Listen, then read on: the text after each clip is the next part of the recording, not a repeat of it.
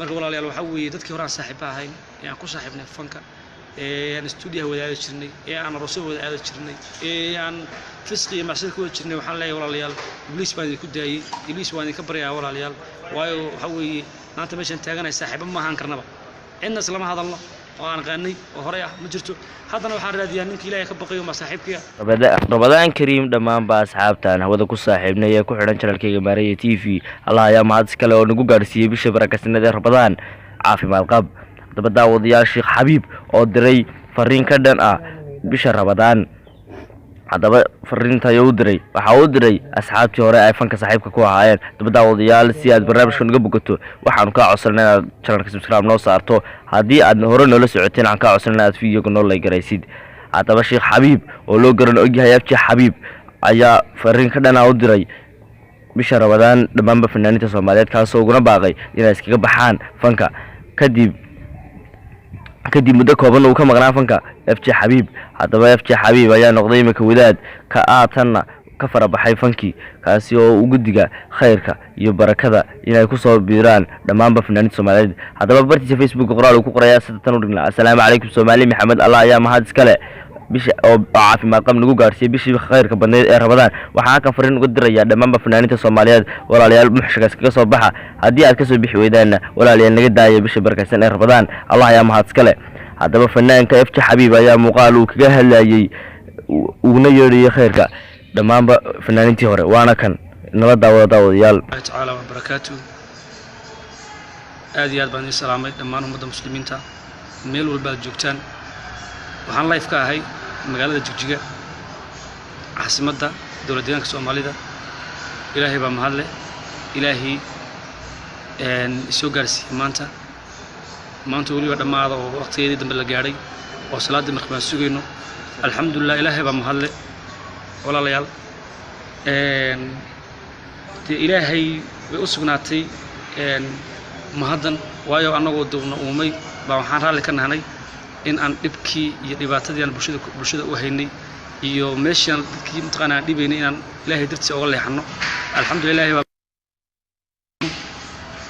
ilaahay baa mahad leh shalay markaan heesayay aan raab gareynayay bulshada horkacay walaalayaal ismaan ogeyn warna maan iska hayn waxa weeye ibliis baa shaqaysanayo ummadii ilaahay u abuurtay waxa weeye hortaagan oo u diidan maxaa la sheeg inay ilaahay ka baqaan oo ilaahay ka cabsadaan ay khayrka mtaqaanaa ay bulshada horkacaan ilaahay ibliis baa diidan laakiin dininku ilaahay khayr waafajiyo kulli diintiisu waafajiya alxamdulillah waa mahad leh maanta anoo nool waxaad leeyahay walaalayaal ilaahay laga cabsado meel walba joogto ilaahay laga cabsado wala dhimanaaya qabri bana sugaaya nin walba siba loo dilaaya waxa weeye waxaan kooda xukunna dilban kooda xukumannahay oo rabbaaniya oo nin dhaafaynin marka walaalayaal ilaahay baa mahad leh waxaan jeclaan lahaa maanta igana codsi ah in maanta aad ii samaysaan inaad iga dhaligeysaan heesahaygii oo dhannaan aad hayseen kulligood inaad walaalayaal iga dhaligeysaan dar ilaahay inaad iga dhaligeysaan walaalayaal waxa weeye inaan jiri doono Allahu aclam inaan caawa jiri doono Allahu aclam waxaan leeyahay inaan iscawda cafino oo ilaahay dadkiisa ku cafino dhalinyarada waxaan leeyahay kulligood waa soo wada naqaanaa oo telefoonada oo wada buuxaan oo qaarday waxa weeye seefka wada buuxaan qaarna memory wada buuxaan waxaan leeyahay walaalayaal nin walba ninka la sii gaarsiiyo in aan raalli ka ahayn in la dhageysto shalay markaan duubay heesaha waxa walaalayaal waxyeelada maan ogeyn dhibaatadana maan ogeyn qabri inuu dambeeyo wallahi tan maan ogeyn inaan dhimanaya xataa maan ogeyn ibliis baa heerka ay gaarsiiyay walaalayaal ilaahay baa mahad leh maanta aanoo dhimanin aan idinka codsanayo walaalayaal aan iscafino khayrka walaalayaal isku cafino ilaahay dartiina isku cafino iga raalli ahaada intaan mutaqaana aan wado xun tusay aan horseeday inta magacayga baxsatay iyagoo anigu doonaya magacayga baxsatay walaalayaal aad baan iga raalli gelinayaa iga raalli ahaada waxaan leeyahay maanta waa la dhimanaya walaal adduunyaduna waxa weeye waa dhammaad waa gabagabo ninku ilaahay mutaqaana noolaysiiyo baa walaal noolaada ninku ilaahay dilana waxa weeye walaalayaal uu dhintay adduunyadana dawlad waxa uu nasiib xunin intuu mutaqaana bulshada u horkacay dhibaato iyo fasahaad iyo wax ilaahay nacib yahay haddana ilaahay intuu halka ku dilay ilaahay kulay ilaahay buu laabanay ilaahay raalli gelin oo ilaahay ku laabtay oo ilaahay ka farabaxsaday baa walaal nasiib daran fahmaysan walaalayaal ilaahay baa mahadle maanta waxaan idinka codsanayaa si lilaahi qalbigan kala hadlaya haddii walaal leeyahay haddii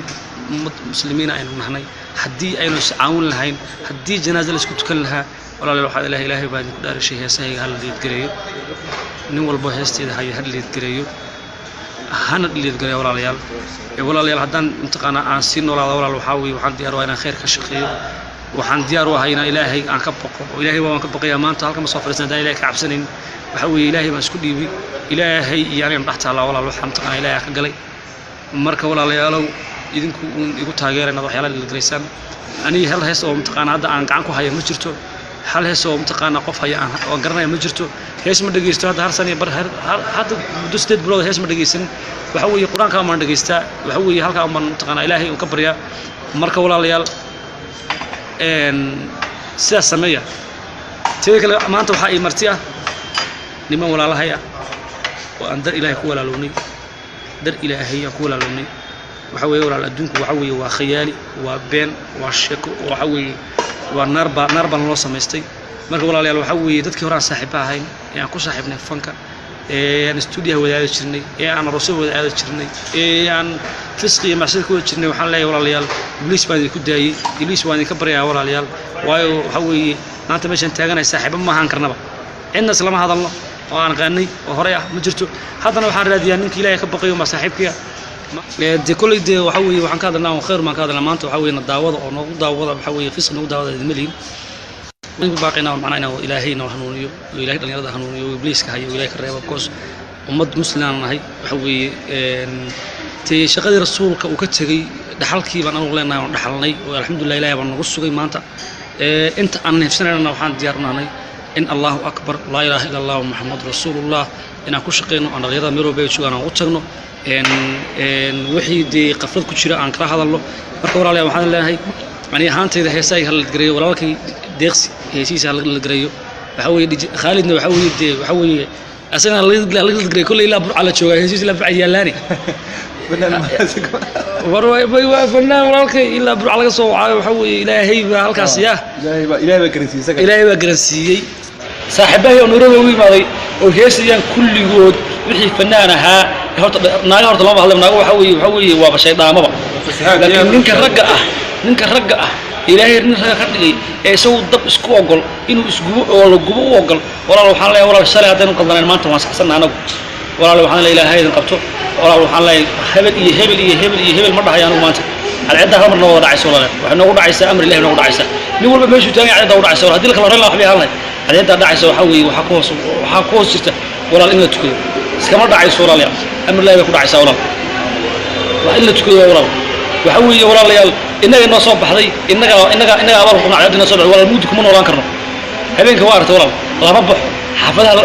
laga soo baxo walaal cabsi baa jirta maalinka soo macaanta waa artay waa quraxda walaal ilaahay baa mahad leh ilaahay ka yeelay mahad leh waxaan leeyahay walaal ninka fanaanka ee jooga xamar ee dhalinyarada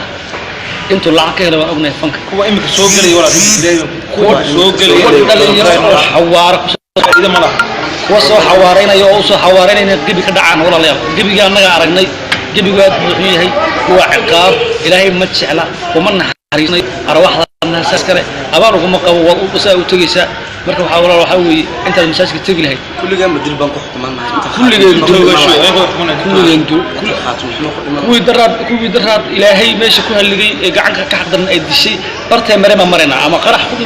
أما ولا إلهي كل ما توحوي أنت تحت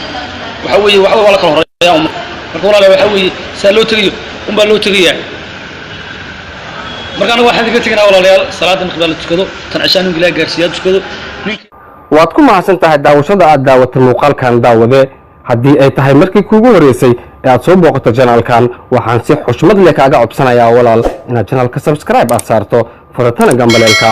sidoo kale ha hilmaamin inaad muuqaalkan hadda daawanaysid aad like saarto intaan muuqaalka xiga aan ku kulmi doono sidaas iyo nabadgelyo marka walaalayaal waxa weeye dadkii hore aan saaxiib ahayn ee aan ku saaxiibnay fanka ee aan stuudiyaha wadaadi jirnay ee aan aroosyo wadaadi jirnay ee aan fisqi iyo macsiyo ku wada jirnay waxaan leeyahay walaalayaal ibliis baan idinku daayay ibliis waan idinka baryaa walaalayaal waayo waxa weeye maanta meeshaan taaganahay saaxiibo ma ahaan karnaba